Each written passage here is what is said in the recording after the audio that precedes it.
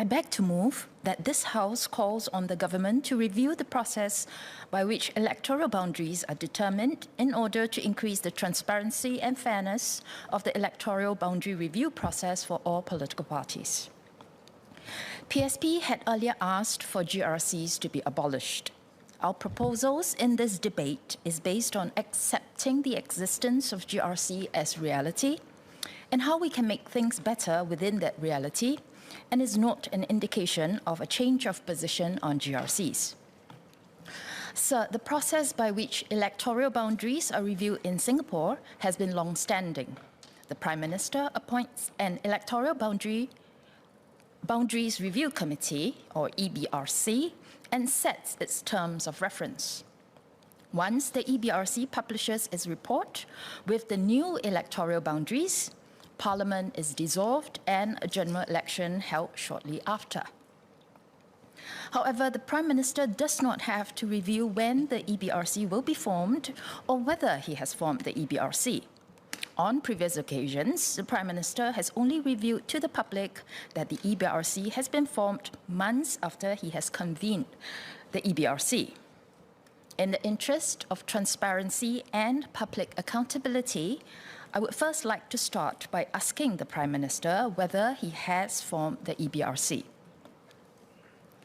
PSP has raised this motion today because we believe that there are many areas in this process which can be reformed, so that electoral boundaries are reviewed in a manner that incorporates transparency, accountability, independence, fairness, and respect for voters.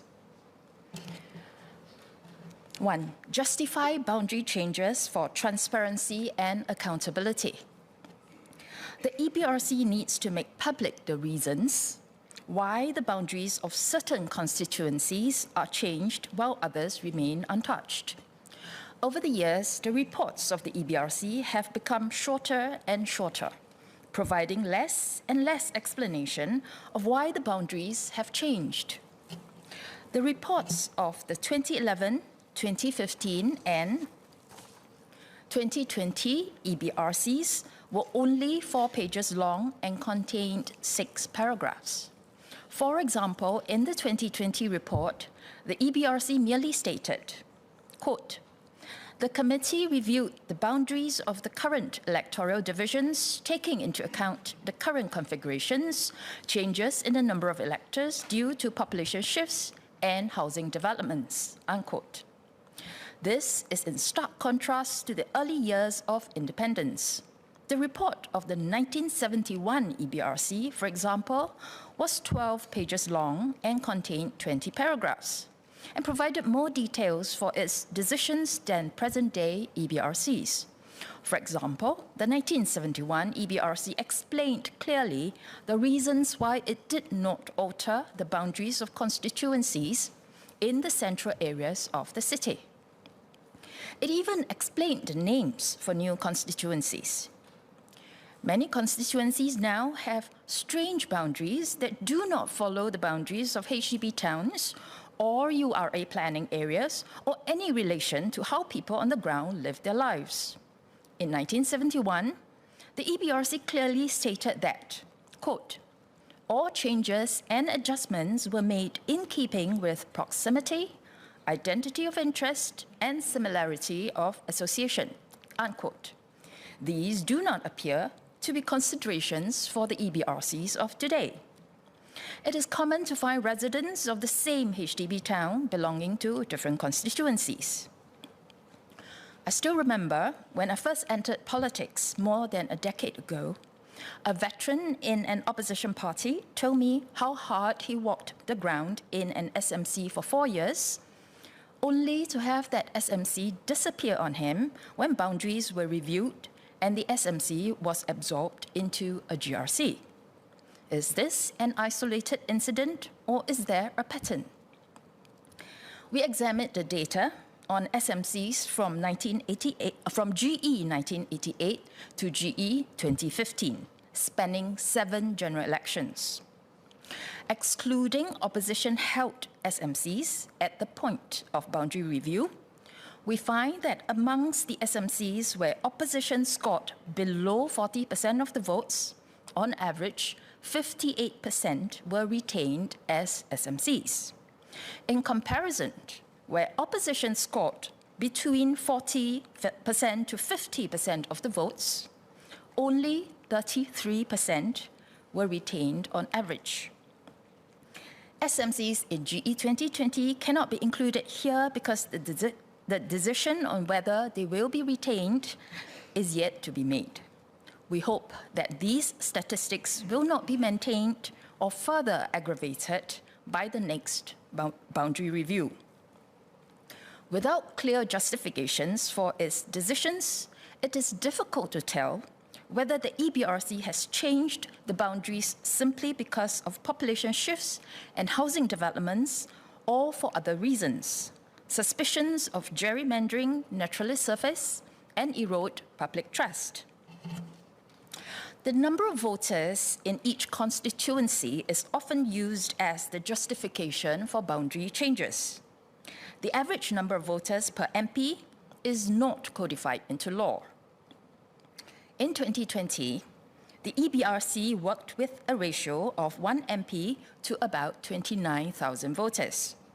Since 1980, the EBRC has also allowed the average number of voters per MP to deviate by plus or minus 30%, up from 20% previously. This is very wide and creates the possibility that a constituency could be almost twice as large as another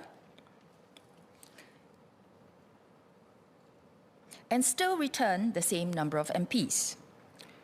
For example, an SMC could have 20,000 to 38,000 voters, while a 5-member GRC could have 100,000 to 190,000 voters.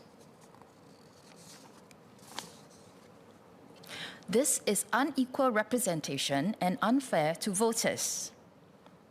Let me illustrate with some real examples in the last GE. In 2020, Sengkang GRC had 120,100 voters and elected 4 MPs, while East Coast GRC had 121,644 voters, only slightly more, but elected 5 MPs. Yuhua SMC had 21,351 voters, while Bukit Panjang SMC had 35,437 voters. This means that the votes of Sengkang and Bukit Panjang voters counted for less compared to East Coast and Yuhua voters. In 1963, the EBRC adopted a rule allowing the number of voters in each electoral division to differ by no more than 20%. The permitted deviation was increased to 30% in 1980. This deviation should be narrower so that each electoral division has approximately equal number of voters. This is important as the voters need to carry This is important as the electors' votes need to carry the same weight. The electors' votes should be respected and not be unduly diluted by having larger deviation in each electoral division. The average number of voters per MP and the allowable deviations should be fixed into law. In the UK, for example, under the Parliamentary Constituencies Act 1986, there must be 650 MPs and the average number of voters per MP can only deviate by plus or minus 5%. In Australia, the average number of voters per MP can only deviate by plus or minus 10% under the Commonwealth Electoral Act No. 2, 1973. Putting aside the issue of unequal workload for each MP, we should adopt tighter limits on deviation to ensure that every Singaporean's vote carries the same weightage and are represented fairly in this House. In the interest of transparency, accountability, and fairness to voters, PSP proposes the following changes.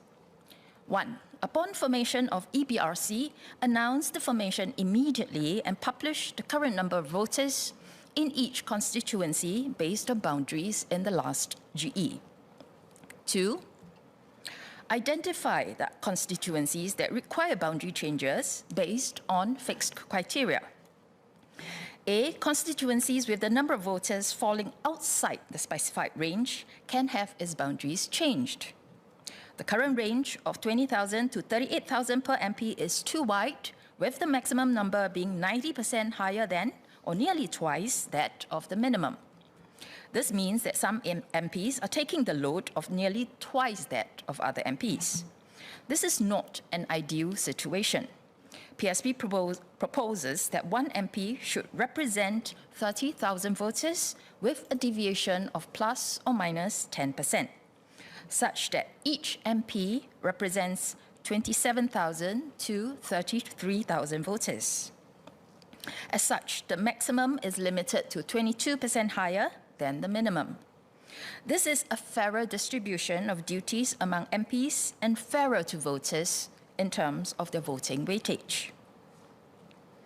B, the boundaries of constituencies with number of voters within specified range cannot be changed unless justified on the basis of necessity due to an adjacent constituency having voters falling outside that specified range. The basis for such changes must be published.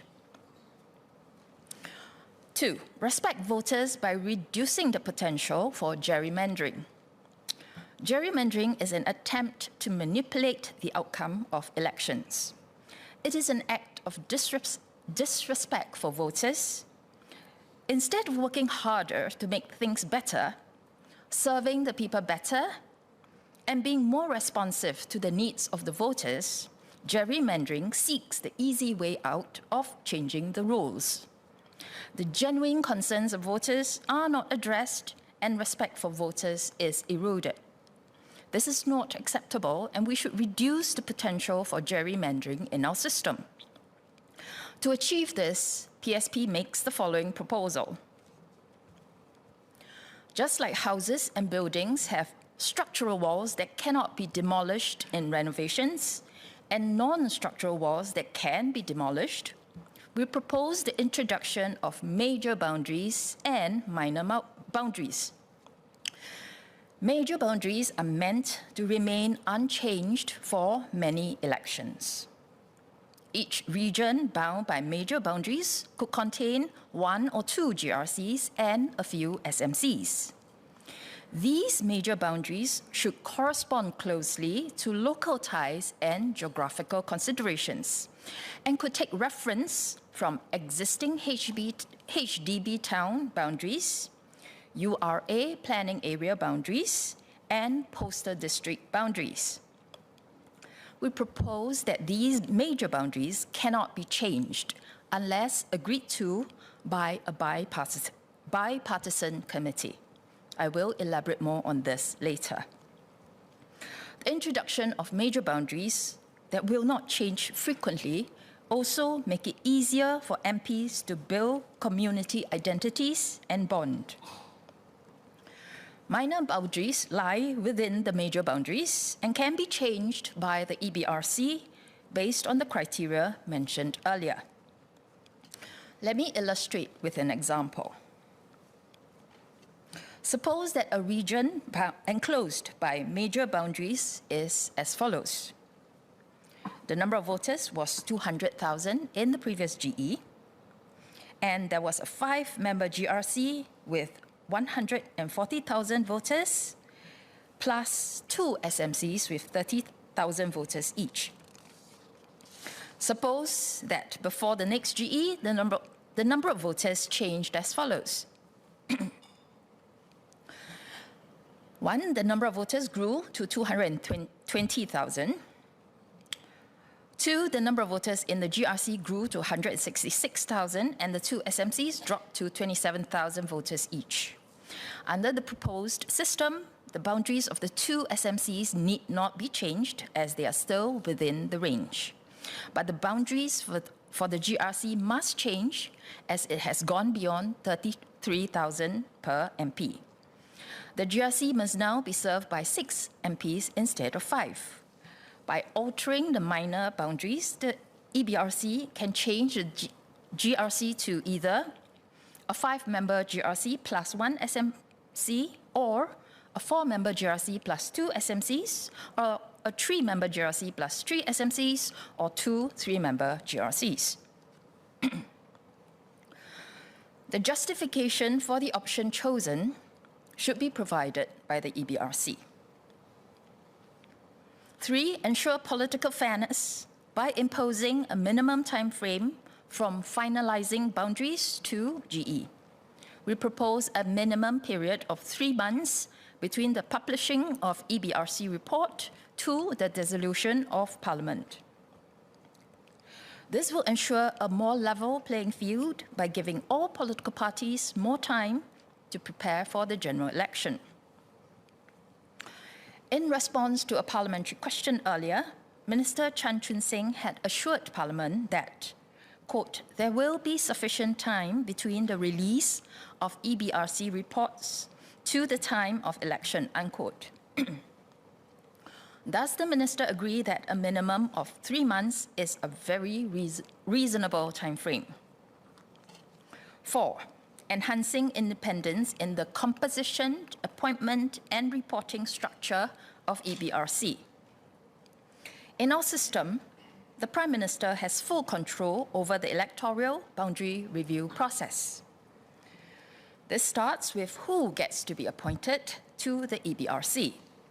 There is no law stating who gets to be appointed to the EBRC, even though in recent years, the EBRC has always consisted of the Cabinet Secretary, the CEOs of Elections Department, HDB and SLA, and the Chief Statistician.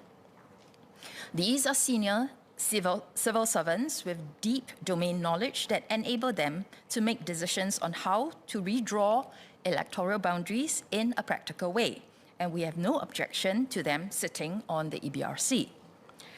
There are concerns about potential conflict of interest for the EBRC to report to the Prime Minister. In the interest of enhancing the independence of the EBRC, PSP proposes that the membership of the EBRC should be codified into law to prevent any future abuses. In the UK, for example, the Parliamentary Constituencies Act 1986 specifies that the boundary commissions are chaired by the Speaker of the House of Commons, and the Deputy Chair must be a High Court judge. Some legal constraints are necessary to prevent the appointment of partisan members onto the committee. PSP proposes that the EBRC be chaired by a High Court judge, with 4 other members being the CEOs of Elections Department, HDB and SLA, and the Chief Statistician. If the EBRC is proposing changes to the major boundaries, then these changes must be approved by a committee to be chaired by the Speaker of Parliament by right of his office, but he will not play any part in the review. The other members of the committee will be appointed by the President and comprise equal numbers of representatives from 1, the ruling party, and 2, the other political parties that have won at least 5% of the votes at the previous general election. This committee could be bipartisan or multi-partisan. For the sake of simplicity, I shall refer to this committee as the bipartisan committee within this debate. If the EBRC's proposed electoral boundary changes do not impact the major boundaries, then these changes do not need to be approved by the bipartisan committee. At the end of the process, the changes will be compiled into a report by the EBRC and submitted to Parliament. The report by the Boundary Commission for England contained a paragraph assuring that election results are not taken into consideration in the review of boundaries. We should do the same to enhance public trust. The changes will be approved and implemented without modification by Parliament to ensure that the process remains fair and transparent. In summary, PSP's proposal seeks to A, increase transparency and accountability by 1, requiring the formation of EBRC to be publicly announced immediately, 2, requiring EBRC to, upon its formation, publish the current number of voters in each constituency based on boundaries in the last GE, and 3, requiring the EBRC to publicly and sufficiently explain all changes. B, ensure fairness to voters by narrowing the range of number of voters per MP. C, respect voters and reduce the potential for gerrymandering by 1, implementing fixed rules through major and minor boundaries. 2, requiring changes of major boundaries to be approved by a bipartisan committee. D, increase political fairness by imposing a minimum time frame from finalizing boundaries to GE. E, enhance the independence of the EBRC. With that, I urge all honourable members to support the motion.